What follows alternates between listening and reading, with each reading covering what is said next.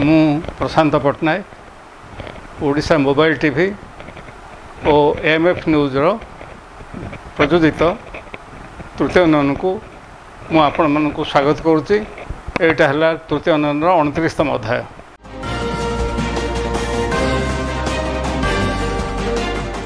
आज आम आलोचना करवा सांप्रतिक राजनैतिक परिस्थिति जहाँ ओडिशा रे जो भली राजनैतिक दृश्यपट बदलबार लगी से विषय आम आलोचना करवा। कारण राज्यर सबु प्रांत वर्तमान से विषय ही आलोचित होची। कारण निर्वाचन तारीखटा घोषणा हवा मात्र अल्प दिन बाकी अच्छी, जेकोसी मुहूर्त से घोषित हो पारे। तेणु सबु राजनैतिक दल गुड़िक निज निज प्रस्तुत करुँच आगामी निर्वाचन में से केमी विजयी हेबे, विजयी राज्य रे सरकार गठन करेंगे। दुई मुख्य प्रतिद्वंदी हेले बीजेडी और बीजेपी, ता सहित कांग्रेस निजे अंटा भिड़ुची। कांग्रेस किभली भाव में बीजेपी ठू अधिक आसन दखल करिवो, सेथिपई कांग्रेस एथर द्वितीय दल हवाई चेष्टा करुच्ची। से प्रथम दल हबार स्वप्न कांग्रेस देखला भली मन होनी। कारण कांग्रेस तार निजर शक्ति आकलन कर सारी एवं श्री निरंजन पट्टनायक भल भाव जानी।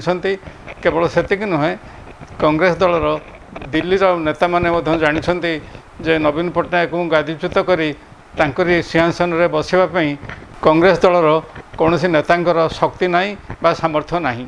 बाकी रहा आमर बीजेपी कथा। बीजेपी सब मत चेष्टा करुच्ची। कारण अमित शाह जो कहते जे एथर ओडिशा रे से 120 रु अधिका सीट दखल करेंगे बोली ओडिशा विधानसभार, से बारंबार से जिनस पर गुरुत्व दौरान एवं ओडिशा रे जेते सब बीजेपी कर्मी से बारंबार घोषणा करुँचे एथर से सरकार करेंगे। एवं तांकर जो स्लोगान होची घर घर में मोदी, से भली भाव में घर घर में मोदी करिक से एथर निश्चित भाव में ओडिशा रे सरकारी गठन करेंगे बोली निश्चित होइछंती। एवं सेथिपई आप्राण उद्यम करुछंती, जोथिपई कि तांकर अर्थबलर अभाव नहीं बा जनबलर अभाव नहीं, धनबलर अभाव नहीं, कौन से मते बाहुबलर अभाव नहीं। तेणु से दृष्टि बीजेपी जो स्वप्न देखुची जे से बीजेडी की गादीच्युत करी नवीन पट्टनायक को गादीच्युत करी से माने सरकार गठन करेंगे बोली से स्वप्न केबे साकार हबो सेटा देखापी ओडिशावासी आग्रहर सहित अनै बसछंती। ए भितरे ओडिशा राजनीति रे दुईटी मुख्य उल्लेखयोग्य घटना घटी। गोटे है जे श्री बैजयंत पंडा जे कि ओटीवी संस्थार मालिक एवं पूर्व से थिले बीजेडी सभ्य थिले। बैजयंत पंडा जे कि बिजू बाबूंकर अनुगत भाव से नवीनोंकर प्रचंड अनुगत थिले एवं नवीनों ठू से जहाँ सब फायदा नवा कथा बहु फायदा नहीं जाइछंती एवं से निजर व्यावसायिक साम्राज्य और राजनैतिक साम्राज्य को सुदृढ़ करिबारे से बहु परिमाण में सफल होइछंती। किंतु परवर्ती काल रे जेतेबेले नवीन बाबू बैजयंत को दूरे देले, निजर सानिध्य दूरे देले एवं नवीन बाबू तांको विरुद्ध में कार्यानुष्ठान ग्रहण कले, से दिन ठू बैजयंत पंडा नवीनों पर बहुत क्षुब्ध होइछंती एवं से नवीनों को राजनीति हटेवाई सी गणमाध्यम जरिया एवं अन्य विभिन्न उपाय से उद्यम चालू रखिछंती। एवं सबुठू उल्लेखयोग्य घटना है से निकट में से बीजेपी दल में जोग देइछंती। बीजेपी दल बैजयंत को गोटे लाइबिलिटी बोली भाबुथिले। से भाबुथिले जे बैजयंत को जदि आम नहीं जाऊ दल में तेबे हुए तो नवीन पट्टनायक क्षुब्ध हेबे एवं नवीन जो माने कंडीशनल सपोर्ट दौरान जदिओ कहते जे मु बीजेपी आउ कांग्रेस ठू सम दूरता रक्षा करी, किंतु से जेतेबेले मोदीजी असुविधार सम्मुखीन होती लोकसभा बा राज्यसभा सेतेबेले नवीन बाबू तांको प्रत्यक्ष बा परोक्ष भाव में समर्थन जणाई मोदीजी को रक्षा करने मोदीजी सरकार पतन न घटव से बाबद से पदक्षेप नेउछंती। तेणुक मोदीजी अनुभव करुले एपर्यंत जे नवीन बाबू तांकर निश्चित भाव में गोटे आसेट एवं नवीनों को कौन से मते से क्षुब्ध करने बा अप्रिय करने से केबे चाहू नथिले।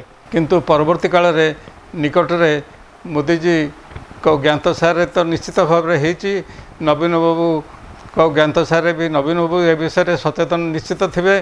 बैजयंत पंडा इतिमध्य जोग देते बीजेपी रे एवं बैजयंत पंडा को बीजेपी रे जोग देवाटा जेभली भाव में गोटे दिल्ली रे गोटे महान फंक्शन हम गोटे उत्सव मुखरित एवं बीजेपी दलर मुख्य अमित शाह मोदीजी एमाने तांको कलाकृत करेंगे एवं से दृश्य प्रचारित हम सब गणमाध्यम जहाँ आगुरी प्रचारित होता से भली घटना घटला नहीं। बैजयंत पंडा जाइकरी जोगदेले बीजेपी रे एवं बीजेपी रे जोगदेला परे से मोदीजी सहित तांकर कलाकृत हबार जो थिला आगुरी प्रचार होता से भली किसी घटला नहीं। बैजयंत जोगदेला परे बीजेपी रे तांकर स्थिति कौन हम से ओडिशार गणमाध्यम एवं साधारण लोक मान सहित किभली भाव व्यवहार करेंगे से मानकु जदि पूर्व भली अस्पृश्य मन करती तेबे तांकर दशा कौन हम से विषय में अनेक सन्देह रही। बीजेपी नेता माने साधारणतः गणमाध्यम को निजर आपणार करने उद्यम चलती एवं गणमाध्यम जहाँ सब समर्थन पाइबा कथा बीजेपी से समर्थन पाई आसुची। तेणु वर्तमान अवस्था बैजयंत जोगदेला परे से माने जदि बीजेपी दल भाविबो जे आम हाथ में तो ओटीवी अच्छी तेणुक आम आउ कहीं ओडिशार सांबादिक मानू खातिर करवा जदि एभली गोटे मनोवृत्ति डेभलप करे तेबे निश्चित भाव में बैजयंत ओडिशार बीजेपी दल पे जे गोटे बोझ हेबे एथिरे संदेह नहीं। ओडिशार जनजीवन ठारू आरंभ करी संस्कृति आ परंपरा राजनीति आ अर्थनीति घटना हेउ कि दुर्घटना पाग ठारू दुर्विपाक सबुठारे समस्त नजर हेले शीशा अक्षर आरंभ होइतिबा खबर कागज ठारू डिजिटल टीवी पर्यंत क्रम परिवर्तन सह ताल दे भिन्न एक दृष्टि सबु घटना को तर्जमा करिथांती सुपरिचित सांबादिक प्रशांत पट्टनायक।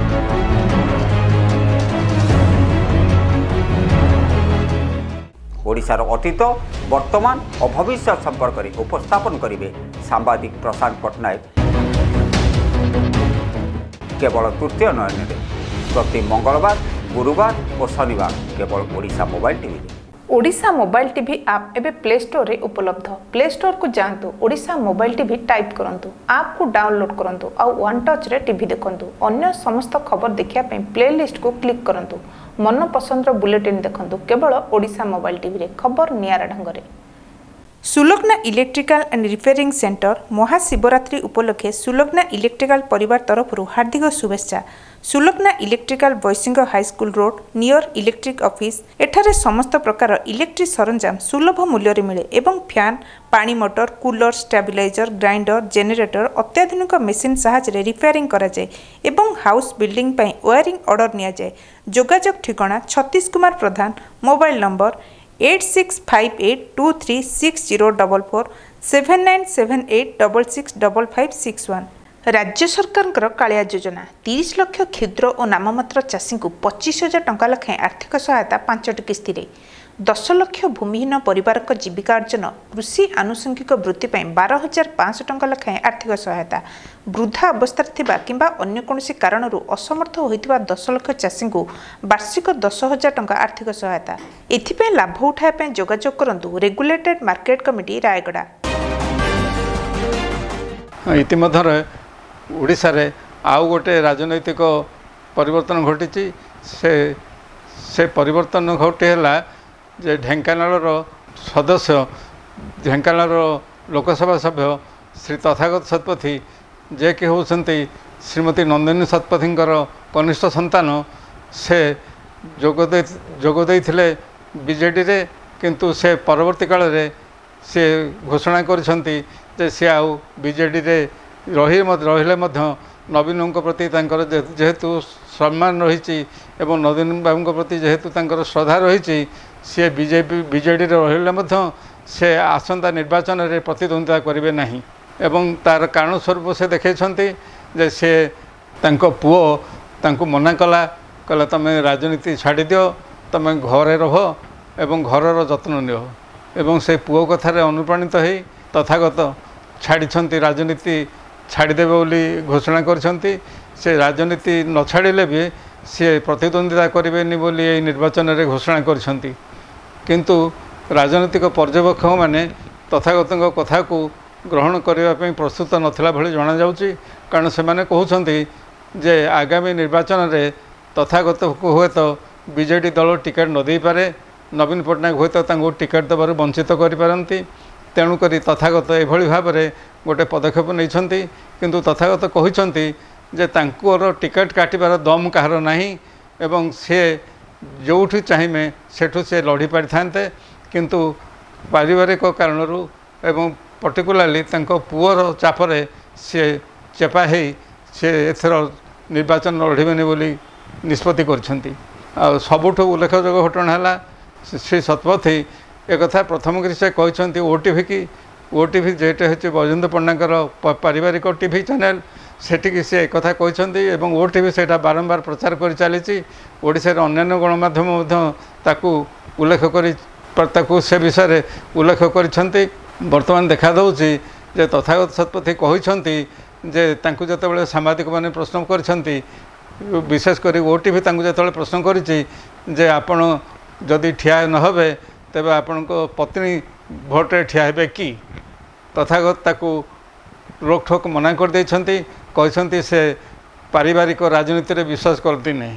ଏକଥା ଯେତେବେଳେ ତଥାଗତ କହିଲେ ସେତେବେଳେ ସେ ବୋଧେ ଭୁଲି ଯାଇଥିଲେ ଯେ ତାଙ୍କ ମା ଶ୍ରୀମତୀ ନନ୍ଦିନୀ ଶତପଥୀ ସିଏ ଥିଲେ ରାଜନୀତିରେ ଥିଲେ ଏବଂ ସିଏ ତାଙ୍କ ବାପା ଦେବେନ୍ଦ୍ର ଶତପଥୀ ମଧ୍ୟ ରାଜନୀତିରେ ଥିଲେ ଏବଂ ଦେବେନ୍ଦ୍ର ଶତପଥୀ ସେ ଜଣେ MP ଥିଲେ। 2ଟି ଟର୍ମରେ ଢେଙ୍କାନାଳରୁ ସେ ନିର୍ବାଚିତ ହୋଇଥିଲେ ଏବଂ ଶ୍ରୀମତୀ ନନ୍ଦିନୀ ଶତପଥୀ ସେ ବହୁବାର ଲୋକସଭାକୁ ଏବଂ ବିଧାନସଭାକୁ ନିର୍ବାଚିତ ହୋଇ ମୁଖ୍ୟମନ୍ତ୍ରୀ ହୋଇପାରିଥିଲେ। ତେଣୁ ତଥାଗତ ଶତପଥୀ ଯେଉଁ କହୁଛନ୍ତି ଯେ ସେ ପାରିବାରିକ ରାଜନୀତିରେ ବିଶ୍ୱାସ କରନ୍ତି ନାହିଁ, ସେ କ'ଣ ତା ଅର୍ଥ କ'ଣ ତା ଜନସାଧାରଣଙ୍କୁ ବୁଝିବା ପାଇଁ ନିଶ୍ଚିତ ଭାବରେ କଷ୍ଟ ହେବ। ତଥାଗତ ଏ ବିଷୟରେ କ୍ଲାରିଫାଇ କରିବା ଉଚିତ ଯେ ସେ କେଉଁ ପରିବାରର ବ୍ୟକ୍ତି ଏବଂ ସେ ତାଙ୍କ ପରିବାରର କେହି ରାଜନୀତିରେ ଥିଲେ କି ନାହିଁ। ବର୍ତ୍ତମାନ ଦେଖାଦେଇଛି ଯେ ତଥାଗତଙ୍କ ବଡ଼ ଭାଇ ନଚିକେତାଙ୍କ ପୁଅ ସୁପର୍ଣ୍ଣ ସେ ବର୍ତ୍ତମାନ ଢେଙ୍କାନାଳରେ ଦୀର୍ଘ ଦିନ ଧରି ରହୁଛନ୍ତି। ଢେଙ୍କାନାଳରେ ସେ ଅଧିକାଂଶ ସମୟ କଟାଉଛନ୍ତି ଏବଂ ଢେଙ୍କାନାଳରେ ସେ କଂଗ୍ରେସ ଦଳ ପାଇଁ କାମ କରୁଛନ୍ତି ବୋଲି ଯାହା ଖବର ମିଳୁଛି ଏବଂ ସୁପର୍ଣ୍ଣଙ୍କର ସେଠି ଲୋକପ୍ରିୟତା ଢେଙ୍କାନାଳ ବିଧାନସଭା ନିର୍ବାଚନ ମଣ୍ଡଳରେ ବଢ଼ିବାକୁ ଲାଗିଛି। କେବଳ ସେତିକି ନୁହଁ, ସୁପର୍ଣ୍ଣ ସିଏ ଓଡ଼ିଶାର ସାମ୍ବାଦିକମାନଙ୍କ ସହିତ ଏବଂ ଓଡ଼ିଶାର ଜନସାଧାରଣଙ୍କ ସହିତ ମଧ୍ୟ ସେ ଅତି ନିଜର ହେବା ପାଇଁ ଉଦ୍ୟମ କରୁଛନ୍ତି ଏବଂ ତାଙ୍କୁ ଲୋକମାନେ ମଧ୍ୟ ଗ୍ରହଣ କରୁଛନ୍ତି। କାରଣ ଲୋକମାନେ ଜାଣିଛନ୍ତି ଯେ ସୁପର୍ଣ୍ଣ ଥିଲେ ନନ୍ଦିନୀ ଦେବୀଙ୍କର ସବୁଠୁ ପ୍ରିୟତମ ନାତି ଏବଂ ସେ ତାଙ୍କୁ ସବୁବେଳେ ବହୁତ ଭଲ ପାଉଥିଲେ ଏବଂ ସୁପର୍ଣ୍ଣ ମଧ୍ୟ ନନ୍ଦିନୀ ଦେବୀକି ବହୁତ ସମ୍ମାନ କରୁଥିଲେ ଏବଂ ସେହି ଦୃଷ୍ଟିରୁ ଯେ ତଥାଗତ ହୁଏତ ଆଶଙ୍କା କରୁଥିବେ ଯେ ଯଦି ସୁପର୍ଣ୍ଣ ଯଦି ନିର୍ବାଚନରେ ଲଢ଼ିବେ ସେ ଯେଉଁ ଦଳରୁ ହେଉ, ବିଜେଡ଼ି ଦଳର ହେଉ ବା କଂଗ୍ରେସ ଦଳରୁ ହେଉ, ତେବେ ହୁଏତ ତାଙ୍କ ଆସନ ପ୍ରତି ବିପଦ ଦେଖାଯିବ ଏବଂ ଏହି ଯେଉଁ ଘଟଣାଟା ଯଦି ଘଟିଥାନ୍ତା ତେବେ ସେ ନିଶ୍ଚିତ ଭାବରେ ଅପଦସ୍ଥ ହୋଇଥାନ୍ତେ। ସେସବୁକୁ ଦୃଷ୍ଟିରେ ରଖି ତଥାଗତ ହୁଏତ ରାଜନୀତିରେ ରହିଲେ ସୁଦ୍ଧା ସେ ନିର୍ବାଚନ ଲଢ଼ିବା ନାହିଁ ବୋଲି ଘୋଷଣା କରିଛନ୍ତି ଏବଂ 3-4 ମାସ ନିର୍ବାଚନର 3-4 ମାସ ପରେ ସେ ଢେଙ୍କାନାଳ ନିର୍ବାଚନ ମଣ୍ଡଳୀରେ ବୁଲିବେ ବୋଲି ମଧ୍ୟ କହିଛନ୍ତି। ସବୁଠାରୁ ଉଲ୍ଲେଖଯୋଗ୍ୟ ଘଟଣା ହେଲା ଯେ ତଥାଗତ କହିଛନ୍ତି ଯେ ଯେଉଁ ନେତାମାନଙ୍କର ବୟସ 60ରୁ ଉର୍ଦ୍ଧ୍ୱ ହେଲାଣି ସେମାନେ ରାଜନୀତିରୁ ସନ୍ନ୍ୟାସ ନେବା ଉଚିତ। ତେଣୁ ସେ ପରୋକ୍ଷରେ ସେ ଉପଦେଶ ଦେଇଛନ୍ତି ବା ଏକ ପ୍ରକାର ଦାବି କରିଛନ୍ତି ଯେ ନବୀନ ପଟ୍ଟନାୟକ ମଧ୍ୟ ଯେହେତୁ ତାଙ୍କୁ 60 ବର୍ଷ ଅତିକ୍ରମ କରିଗଲାଣି ସେ ମଧ୍ୟ ରାଜନୀତିରୁ ସନ୍ନ୍ୟାସ ନେବା ଉଚିତ। ତା ଛଡ଼ା ଅନ୍ୟ ଏକ ଘଟଣା ଯାହାକି ତାଙ୍କ ନିର୍ବାଚନ ମଣ୍ଡଳୀରେ ଜନସାଧାରଣ ଆଲୋଚନା କରୁଛନ୍ତି ଯେ ନିର୍ବାଚନ ମଣ୍ଡଳୀରେ ତାଙ୍କର ଯେଉଁ 7 ଜଣ ବିଧାୟକ ଅଛନ୍ତି ସେ 7 ଜଣ ବିଧାୟକ ମଧ୍ୟରୁ ଜଣଙ୍କର ହେଲେ ତଥାଗତଙ୍କ ସହିତ ସୁସମ୍ପର୍କ ନାହିଁ ଏବଂ ସମସ୍ତେ ତଥାଗତଙ୍କର ଉଚ୍ଚାରଣ ଆଚରଣ ଏବଂ ଚାଲିଚଳନକୁ ବିରୋଧ କରୁଛନ୍ତି।